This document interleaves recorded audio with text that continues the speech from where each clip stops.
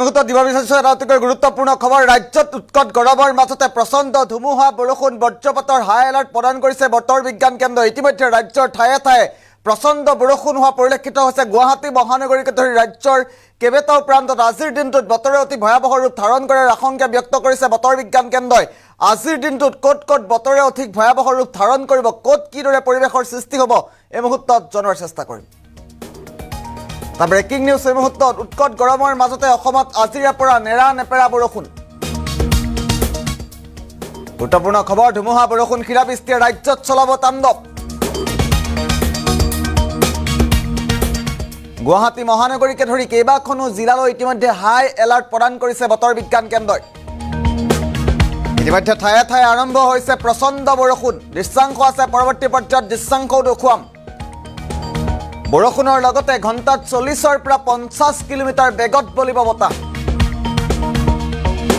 উজনি অসমৰ কেইবাখনো ঠাইত ইতিমধ্যে ধুমুহাৰ বাবে স্তব্ধ হৈ পৰিছে জনজীৱন। প্ৰকাণ্ড প্ৰকাণ্ড গছ উভালি পৰি ব্যাহত হৈ পৰিছে বিদ্যুৎ সেৱা।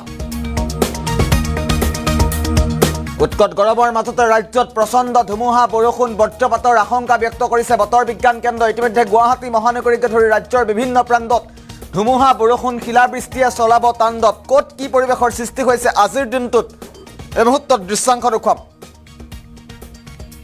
ৰাজ্যৰ ঠায়ে ঠায়ে ধুমুহা বৰষুণ বজ্ৰপাতে ভয়ংকৰ ৰূপ ধাৰণ কৰিছে। অসমৰ ঠায়ে ঠায়ে বৰষুণ, বতাহ, বৰষুণ, বজ্ৰপাতে ভয়ংকৰ ৰূপ ধাৰণ কৰিছে। আমি দুটাকৈ দৃশ্যাংশ একেলগে দেখুৱাৰ বাবে চেষ্টা কৰিম।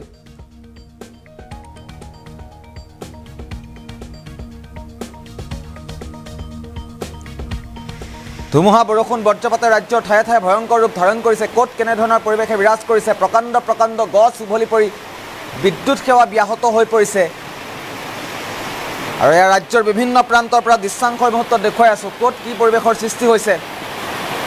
ৰাজ্যৰ কেইবাখনো জিলালৈ ইতিমধ্যে হাই এলাৰ্ট প্ৰদান কৰিছে বতৰ বিজ্ঞান কেন্দ্ৰই। বতৰ বিজ্ঞান কেন্দ্ৰৰ জাননীৰ পাছতেই, বতৰ বিজ্ঞান কেন্দ্ৰৰ সতৰ্কবাণীৰ পাছতেই ইতিমধ্যে ৰাজ্যৰ ঠায়ে ঠায়ে ধুমুহা বৰষুণ শিলাবৃষ্টি অহা পৰিলক্ষিত হৈছে। আমি ৰাজ্যৰ প্ৰতিখন জিলাৰ শেহতীয়া আপডেট এই মুহূৰ্তত জনোৱাৰ চেষ্টা কৰিম। যিহেতু ৰাজ্যত কেইবাদিনো ধৰি উৎকট গৰমৰ সৃষ্টি হৈছিল আৰু উৎকট গৰমৰ মাজতে এইবাৰ ধুমুহা বৰষুণ বজ্ৰপাতে ভয়ংকৰ ৰূপ লোৱাৰ আশংকা ব্যক্ত কৰিছে বতৰ বিজ্ঞান কেন্দ্ৰই। ৰাজ্যৰ কেইবাখনো জিলালৈ ইতিমধ্যে হাই এলাৰ্ট প্ৰদান কৰিছে বতৰ বিজ্ঞান কেন্দ্ৰৰ তৰফৰ পৰা। উজনি অসমকে ধৰি ৰাজ্যৰ ক'ত কি ধৰণৰ পৰিৱেশৰ সৃষ্টি হৈছে শেহতীয়া আপডেটসমূহ এই মুহূৰ্তত জনাই আছোঁ।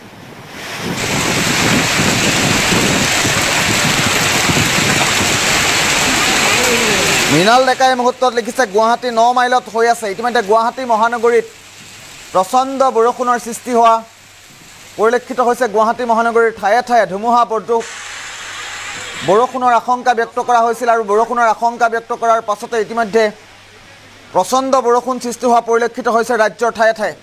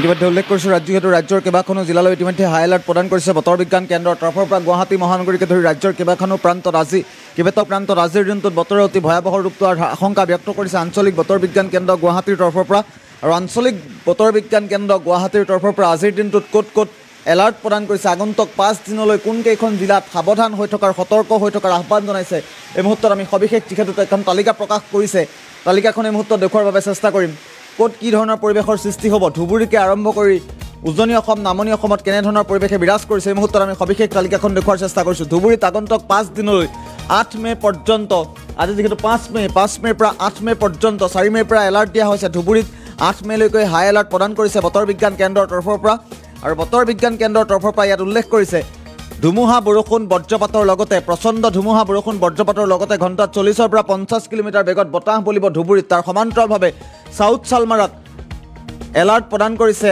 6, 7 আৰু 8 মে তাৰিখে এলাৰ্ট প্ৰদান কৰিছে সাউথ চালমাৰা মানকাছাৰ জিলাত দক্ষিণ শালমাৰা মানকাছাৰ জিলাতো এলাৰ্ট প্ৰদান কৰা হৈছে তাৰ সমান্তৰালভাৱে যদি আমি চাওঁ গোৱালপাৰাত এলাৰ্ট প্ৰদান কৰিছে আগন্তুক 3 দিনৰ বাবে কোকৰাঝাৰত আগন্তুক 2 দিনৰ বাবে এলাৰ্ট প্ৰদান কৰিছে চিৰাঙত 3 দিনৰ বাবে এলাৰ্ট প্ৰদান কৰিছে বাক্সাত 5 দিনৰ বাবে এলাৰ্ট প্ৰদান কৰিছে বৰপেটাত 4 দিনৰ বাবে এলাৰ্ট প্ৰদান কৰিছে বঙাইগাঁও জিলাত 4 দিনৰ বাবে এলাৰ্ট প্ৰদান কৰিছে নলবাৰীত 4 দিনৰ বাবে এলাৰ্ট প্ৰদান কৰিছে নামনি অসমতো ধুমুহা বৰষুণ বজ্ৰপাতে কালৰূপ ধাৰণ কৰাৰ আশংকা ব্যক্ত কৰিছে কামৰূপ গ্ৰাম্য জিলাত 4 দিনৰ 5 দিনৰ বাবে এলাৰ্ট প্ৰদান কৰিছে গুৱাহাটীৰ অতি ভয়াৱহ হ'ব পৰিস্থিতি কামৰূপ মেট্ৰ অৰ্থাৎ গুৱাহাটীৰ অতি ভয়াৱহ পৰিস্থিতিৰ আশংকা ব্যক্ত কৰিছে বতৰ বিজ্ঞান কেন্দ্ৰই সমান্তৰালভাৱে যদি আমি চাওঁ দৰং জিলা মধ্য অসমৰ দৰং জিলাতো এলাৰ্ট প্ৰদান কৰিছে বতৰ বিজ্ঞান কেন্দ্ৰই উদালগুৰিত এলাৰ্ট আছে মৰিগাঁৱত এলাৰ্ট আছে প্ৰায় সকলোবোৰ জিলাতেই এলাৰ্ট প্ৰদান কৰিছে বতৰ বিজ্ঞান কেন্দ্ৰই নগাঁৱত 3 দিনৰ বাবে এলাৰ্ট দিছে হোজাইতো 3 দিনৰ বাবে এলাৰ্ট দিছে ৱেষ্ট কাৰ্বি আংলং পশ্চিম কাৰ্বি আংলং জিলাতো এলাৰ্ট প্ৰদান কৰিছে বতৰ বিজ্ঞান কেন্দ্ৰই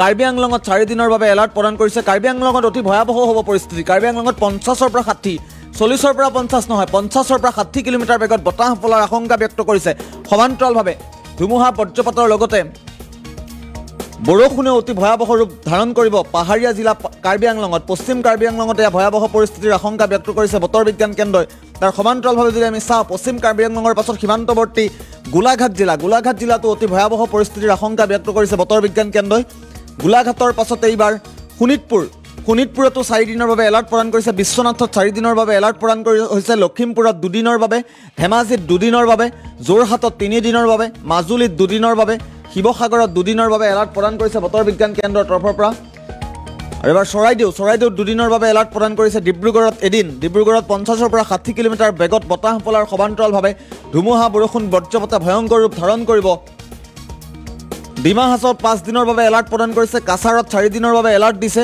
হাইলাকান্দিত 4 দিনৰ বাবে কৰিমগঞ্জত 4 দিনৰ বাবে আঞ্চলিক বতৰ বিজ্ঞান কেন্দ্ৰই কিছু মুহূৰ্তৰ পূৰ্বে ৰাজ্যবাসীক সাৱধান কৰি দিছে সতৰ্ক হৈ থকাৰ আহ্বান জনাইছে বৰ্তমান মুহূৰ্তত ৰাজ্যৰ বিভিন্ন প্ৰান্তত কেনেধৰণৰ পৰিৱেশে বিৰাজ কৰিছে আমি পোনপটীয়াভাৱে ৰাজ্যৰ বিভিন্ন প্ৰান্তৰ দৃশ্যাংশ এই মুহূৰ্তত দেখুৱাম